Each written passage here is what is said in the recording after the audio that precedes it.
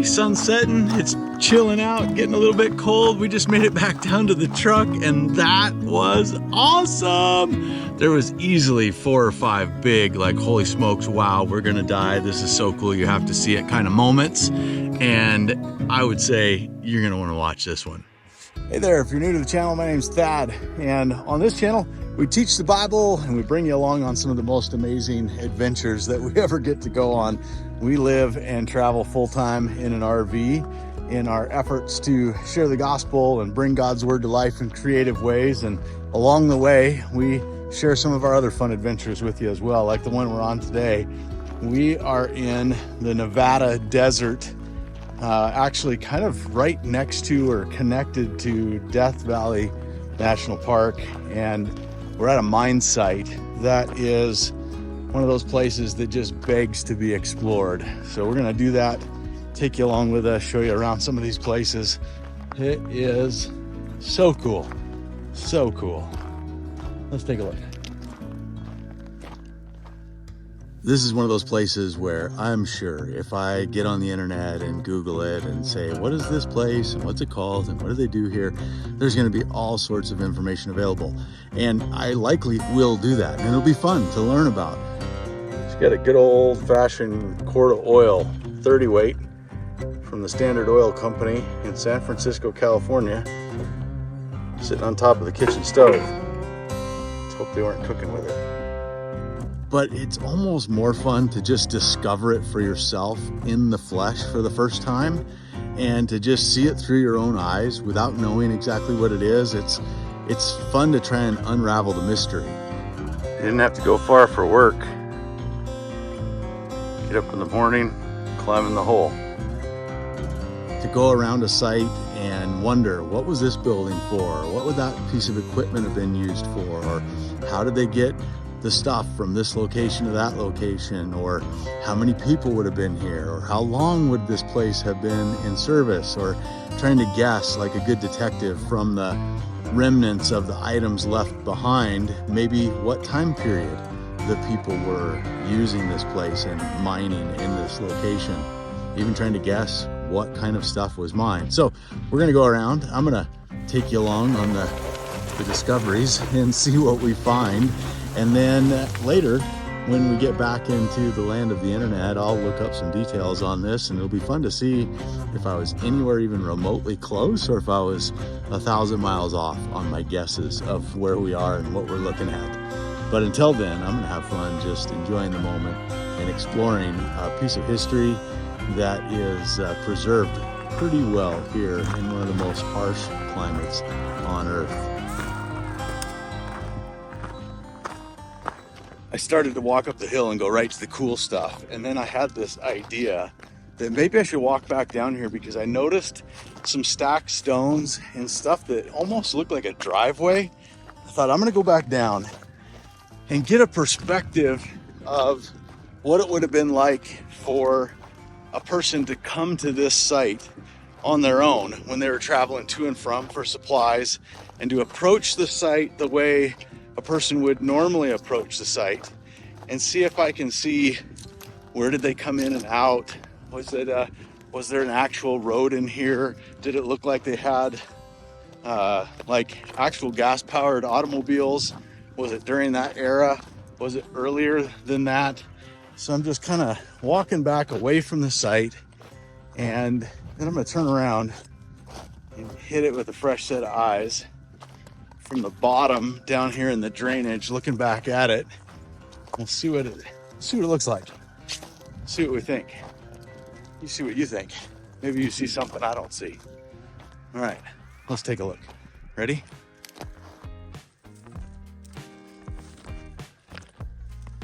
So one of the things I notice is, obviously this is all washed out and we've got water at some point, flash floods through here. But one of the things I noticed is as you get over on this side, you have what looks like a very kind of man-made pathway in here that's cleared. And then as you can see up in here, we start to get stacked stones, like a retaining wall. And what's interesting to me is it doesn't look like a retaining wall that really serves any purpose as far as like mining functionality. It really actually looks a lot more kind of decorative in nature. Maybe just to hold the wall back up here from washing down into the road area. It almost looks like this is sort of a driveway that goes up that way. Let's walk it out and see what we see.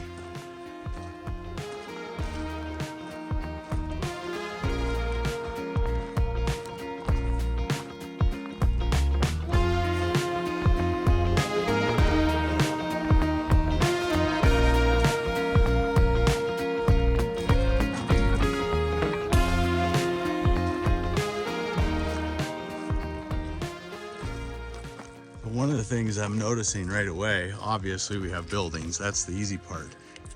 But we've got a flattened off spot here, drops down, flattened off spot here.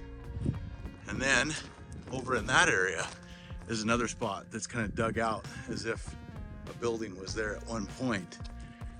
Clearly, this was kind of one of the primary kind of come into the site type locations where there was a lot going on.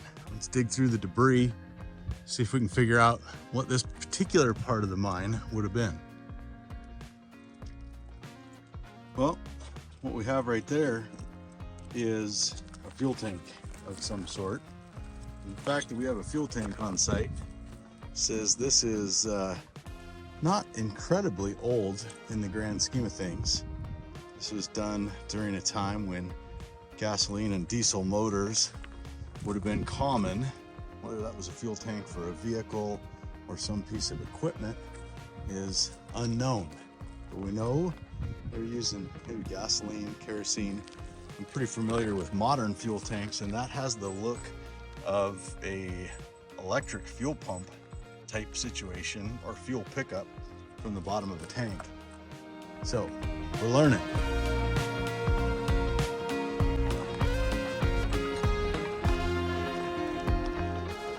Collapsed buildings. Got metal cans down here that were probably used for oil or gasoline. A concrete pad. An actual cement pad. That tells us something, doesn't it? This is not a fly-by-night operation. There is no way somebody just came in and kind of short-term chased a vein of some precious mineral or ore and poured concrete.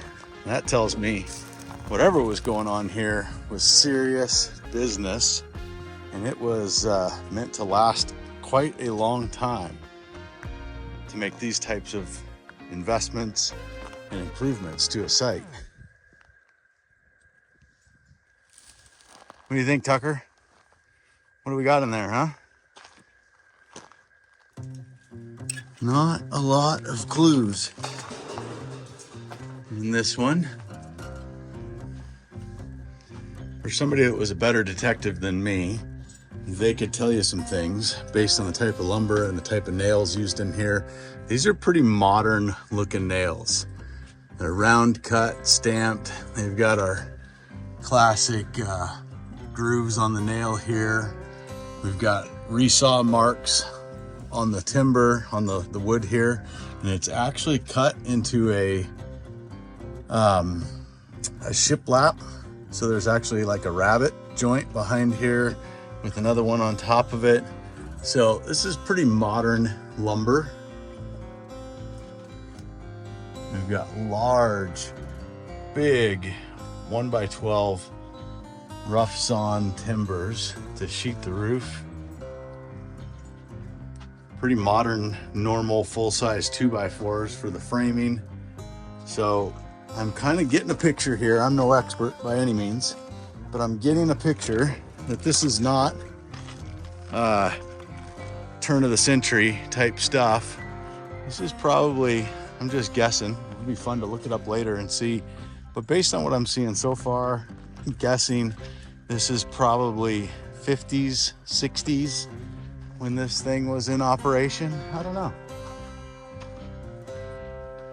Some sort of a metal bin, clearly framed up to be in that position. So it's not something that fell down into that position, because we can see the wood timbers underneath there built on an angle to hold it in place just as it was. So whatever that was used for, that was its intended location. Let's get a closer look. Manufactured by, oh, let's see, something Brook, Old Brook, something. Can't quite read all the letters on it. So how cool is this? It looks like a giant blender on the inside of this thing, something to stir that would go around and around, sloped on the bottom so that stuff would keep kind of funneling down, and these metal things would turn. And I know they were designed to turn because it comes on a shaft, comes up here to a differential joint that was hooked up to a U-joint on the other side of it, that obviously this thing here would have gone out to something that powered that, turning it, and then turning that differential joint to go from horizontal power to vertical power, very much like the rear end in a vehicle. This will be fun to learn more about. All right, let's keep going.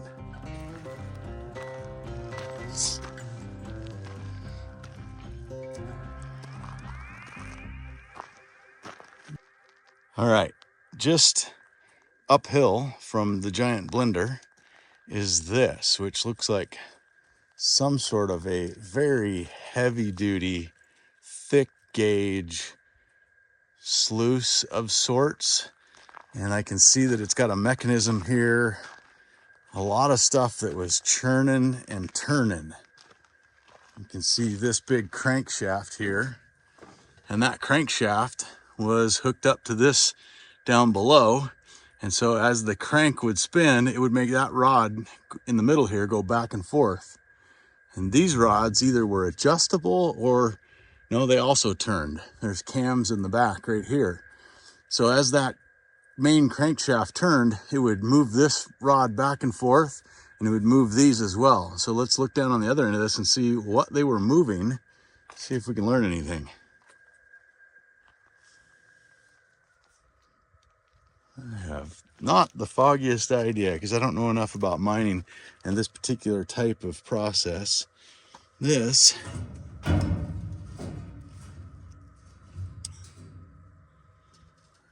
was has got some sort of material sandwiched in it that's similar to the material sandwiched in that. And so I am going to take a guess that, goodness, maybe it just churned like a big screen deck in here. It just pulled it, wiggled it back and forth to help heavier material drop down and out, possibly. I'm not sure. I'm really curious to see how this whole thing would have worked. And then it looks like maybe it filled up with water, which I highly doubt. It does look like water would have filled up, came into here, and then out a certain spillway. But it does not seem like the kind of location that you would have access to water. So maybe we'll find something about that later. There is a fair amount of pipes. Oh, now that I say that, now that I say I don't think there's water, I'm second guessing myself, because I'm seeing a lot of plumbing. We've got plumbing running up the ground right here. We've got plumbing on the ground next to the machine. And we already saw some other pipes down lower. So I don't know what else all that piping would have been for except water. Now I'm really curious. Let's keep on a-looking. All right, I'm guessing we are looking at the muscle of the operation here. This would probably be the engine that operated this whole operation. And based on these types of pulleys that we have here, it would have had belts running off of these, and the belts would have run from here probably over to some other pulleys that would have been mounted in there and turned gearboxes and all sorts of things. Here you've got some sort of a clutch mechanism to engage and disengage this wheel so that if you wanted to put power to it or disengage the power from it. And obviously the engine is completely torn apart and missing all kinds of parts. You've got inside you can see the crankshaft in there, which is massive. You have these huge, massive piston rods and main bearings down on the bottom that come up into the cylinder head that are like individual cylinders, I'm guessing. This is just me making this up as I go. And then you've got a valve springs of some sort to allow pressure in and pressure out. So the question is, what in the world would this thing have run off of? Maybe steam. So I don't see any sort of fuel related items on here. I do see pipes going into it, and we have pipes around here. So this must have been, I know nothing about steam engines, but I'm wondering if this would have been steam powered, because I don't see any kind of carburation or fuel related stuff. And so maybe that entire cavity fills with steam and allows it to come in and out of the cylinder heads and then exhausts out this upper exhaust manifold and pipe. Again, we have a cement pad and a stacked rock foundation footing setup surrounded by what is obviously like stacked rock kind of flower beds, entryway, decorative in purpose, not really functional, which tells me there was ladies here, because no guy working on a mine site, moving rocks all day, every day, digging, dirty, hot and sweaty, picking rocks for a living, is going to come back down to his cabin and stack rocks for fun. This is the kind of thing a lady would do because she wants the front of her house to look nice. That's my guess. And here we've got, we've got some plumbing, and we've got an obvious kind of plumbing fitting with a gasket between it that was made to mount to the top of a tank probably and go out a corner the way it's welded up on an angle. Oh, speaking of, take a look at that. Guess what else we've got? Welding. What does that tell us? We've got a cutting torch, we've got oxyacetylene, we've got arc welding is what it looks like to me.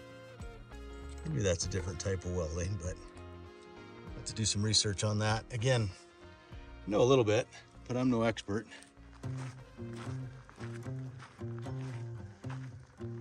Now this place over here is obviously the biggest building on site. Again, we've got the decorative flower beds all the way around it that someone has clearly stacked up rocks just for enjoyment. A really big stacked rock wall foundation, and we've got these really nice stacked steps that are even mortared together. So this is a building that got a lot of traffic. They didn't want the rocks wiggling and moving all the time. They didn't want to have to deal with it because there was people coming in and out of here all the time, would be my guess. Which would probably make this a place where people ate. That's my guess. The second reason why I'm guessing that is because that looks like a big wood cook stove that you'd see in somebody's old kitchen. I'll go on the other side, take a closer look at that, but this is a big slab. It's probably 30 feet by, at least 30 by 30, maybe 30 by 35 feet. Nails everywhere. So, over here we've got a couple of really cool looking buildings. I'm not sure yet what they are exactly, or if we can determine what they were when we look into them a little bit closer. But man, they are just gorgeous here with the sun hitting them as the day goes on. They are the quintessential, picture perfect old miner's cabin.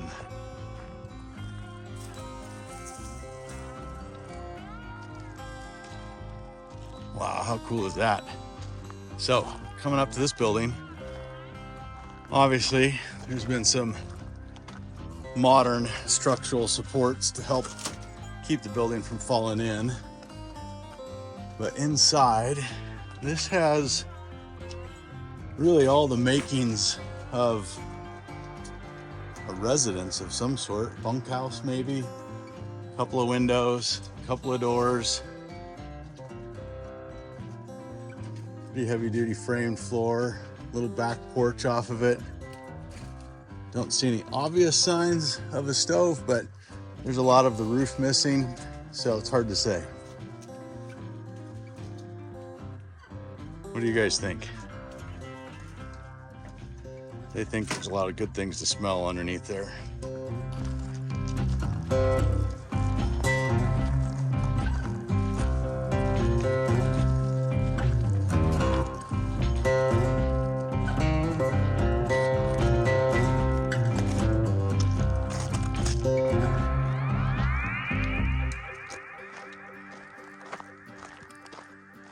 All right, now we're coming back down to the last building on the lower end of this site before we start working our way up the site.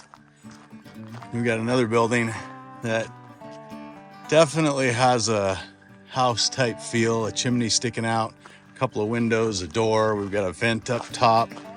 And as I come in right away, I can see this has the feel of some sort of a bunkhouse. You've got 1, 2, there's another one tipped up sideways, 3 beds with box springs and frames left in here. You've got a big wood stove with metal still left on the wall, obviously trying to heat things up in here as it cooled off in the wintertime. There's another stovepipe hole on this end over here. So clearly this place was some place that people came after work, wanted to go to bed and stay warm. That would be my guess. You didn't have to go far for work. Get up in the morning, climb in the hole.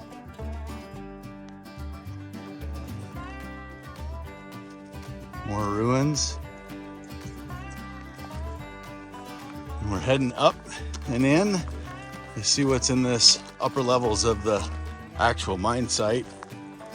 See if any of these shafts are open. We can learn any more about what they might have been mining here based on what we find. Got my son Zach with me, his dog Iro. We are off on a little adventure.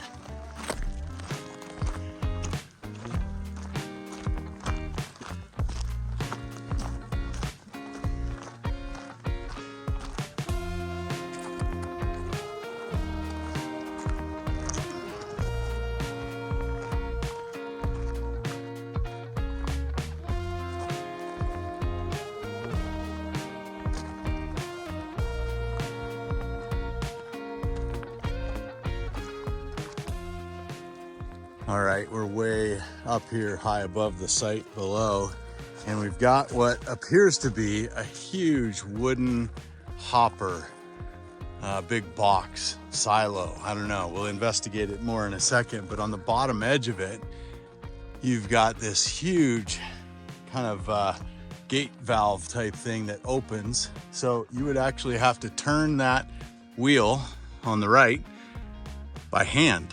Clearly, somebody would have to turn that by hand, crank it, and it would lift that metal part up. And it's mounted in there with some big steel kind of rollers on a channel here that you can see. And so as the wheel was turned, the gears would turn, and it would lift that huge iron door up, which would be incredibly difficult to lift up. I can't even imagine how hard it would have been to turn that. You would have had to have some big, strong boys up here on the mine site with you to get that thing open, because it's obviously just a manual turn type wheel. There's no mechanical part about it as far as hooking up ropes or anything to it. And then when it would open, whatever was inside would come out and get narrowed down into a pretty small chute here. And so there was metal, and whatever was coming out of here must not have been really big, huge, like heavy rocks, because this is a wood assembly that was down here with pretty thin sheet metal. So it had to be pretty small ingredients that were coming out of here, pretty fine sands and gravels, in order to for that type of a chute there to hold up. So let's investigate the rest of this thing and see what went in it and what do we think it might have been used for.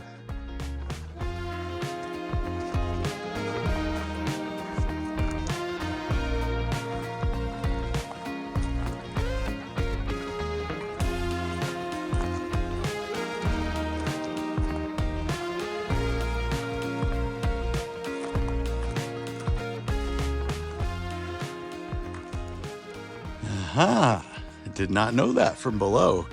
But once we get up above, you can see that the inside of it's sloped. So obviously whatever went in there was supposed to drop down. Let's see if we can figure out what they were putting in it. Smaller material hit the screen and came this way, and then all the bigger material went out that big chute, and they moved all that away. I don't know. So we got an actual frame right out of an old truck with the engine still left in it. Big straight inline something. I don't know how many cylinders. It looks like 1, 2, 3, 4, 5, 6. Inline 6. You got a flywheel and a sprocket on the front, a water pump. Oh, check that out. That gives us a little indication. What do we got here? What is this thing for? I don't think that would have been couldn't have been a hand crank to turn it. That would have been on the flywheel, so I'm not sure what that was for. Probably just a mount of some sort. All the spark plugs are broke off inside the top. That's the piece, that's the connecting rod. Yeah, the ceramic with the spark plug. So we have a electrical ignition motor, and what do we have right here? Ground cable, battery cable of some sort, and another one right there. There's your ground cable. This was probably a power cable, and then that went to some sort of a button that might have been your starter button, possibly, the way they had it set up. I don't know. Super fun to look at this stuff and try and figure out what was what and what did they use it for. Obviously they needed power up here, and so if they had a nice big heavy duty motor like this running up here that would have been gas powered, it would have had a drive shaft coming off the back of it, and off of the drive shaft it would have come out and turned probably a bunch of pulleys, and the pulleys would have operated something, or it generated power or steam in order to run some sort of a steam hammer to chisel rock, possibly. Really don't have any idea. But we're gonna go take a gander in here, see if we can't learn a little bit more about what this place was and what were they looking for. It was obviously very valuable, the amount of work that they put into it. So let's see what's on the inside.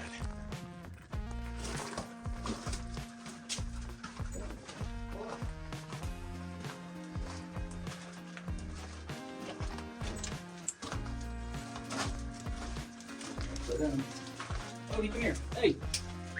Odie, come back here so you don't fall in a mine shaft. Odie, come on. Come on. Go behind me. Go behind me. Stay.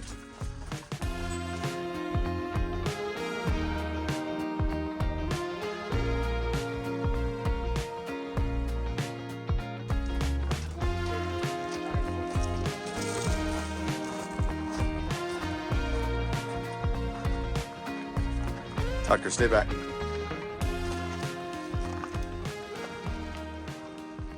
It's not like super deep. Like I could probably climb out of it, climb down it, and climb out of it. Looks like some people have, but That's the kind of thing you want to fall down. no.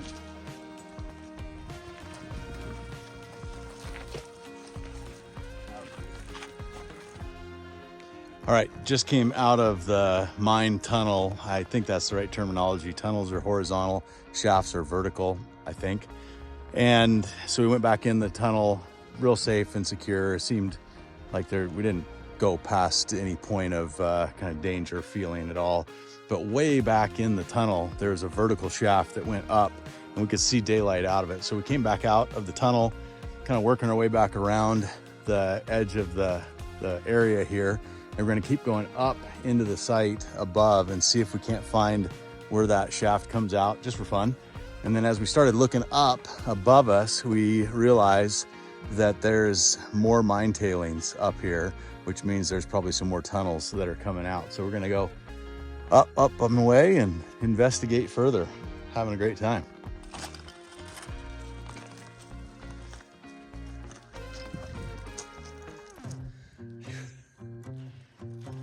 You don't have to climb very far. And you realize this is pretty steep. This would have been some crazy hard work coming up and down these things, packing tools and equipment. You just don't realize how far it is to get from one thing to the other. And I know I'm not super high in elevation, but I am gassed out of wind. Whew. Of course, the young buck's already up there. Oh, it'll be young and in good shape.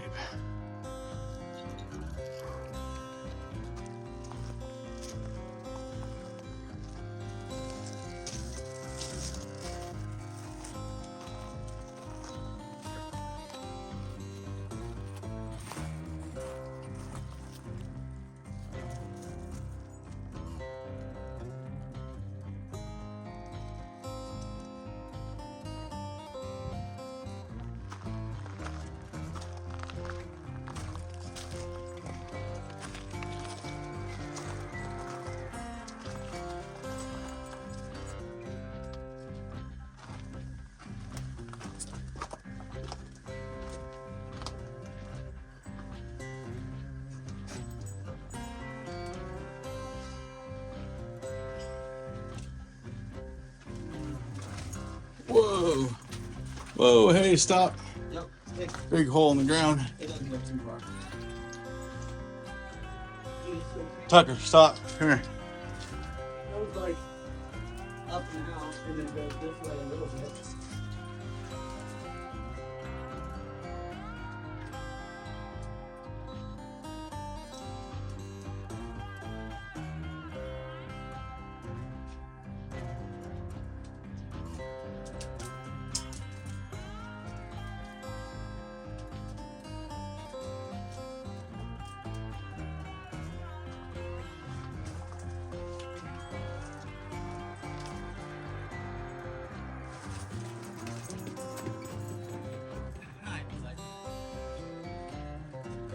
Hey, stop running.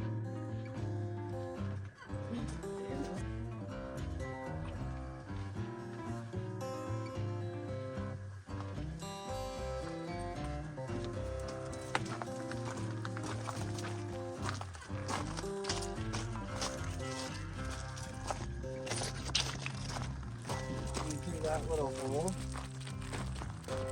There's another one way up there. Yeah.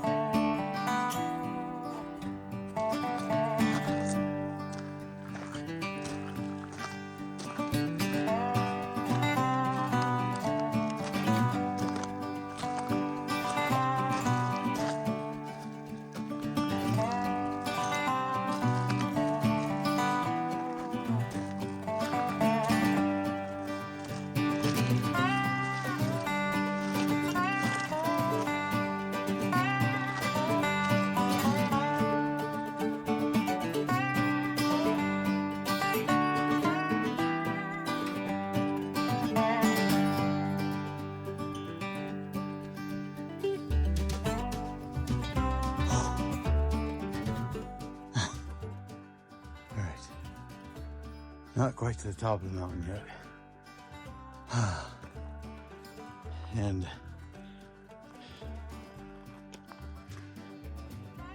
purely on old man bragging rights, I'm not letting the young buck out hike me and be able to get home and say, well, you did pretty good. You almost went as far as I did today. Ain't gonna happen. All right. Give my breath. Up, up, and away. Let's do it.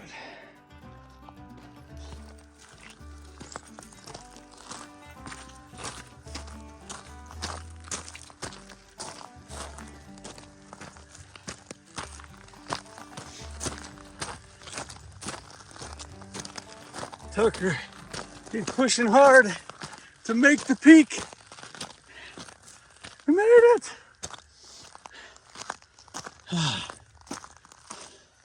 I wonder if somebody camped up here. Woo! Made it. Made it. All right, let's do a look around. There it is. Welcome to the top of this little mountain. I just say the top of the world, but we're a long ways from the very tippy top. We bagged a pretty big one today. It's pretty cool. And we saw lots and lots of really cool stuff. And I have a feeling we're not done seeing cool stuff yet. Zach did another little hike around to see the other edge of this. And all I hear is another big scream. Holy cow, you gotta come see this. That's like the fourth time today. Holy. Uh-huh. Oh, wow. What? All right, we're not gonna go all the way in there because we're gassed and we have a long ways back to the truck, but we are gonna get you over here close and take a look at things. Wow, this stuff is just fascinating.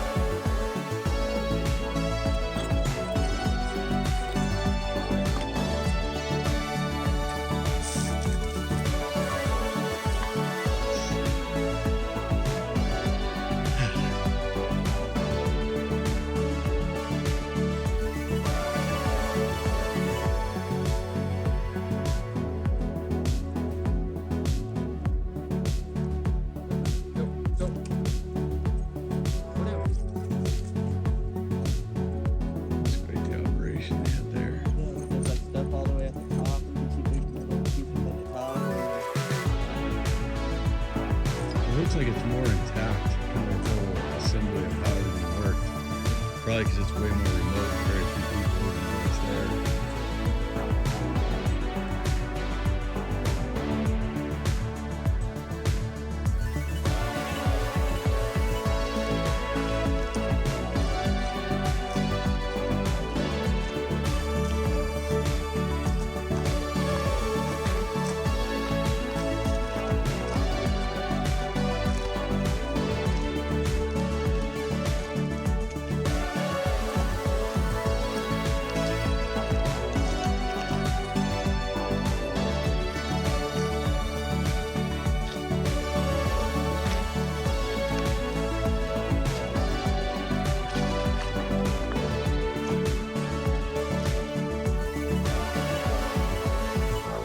So much steeper than you think.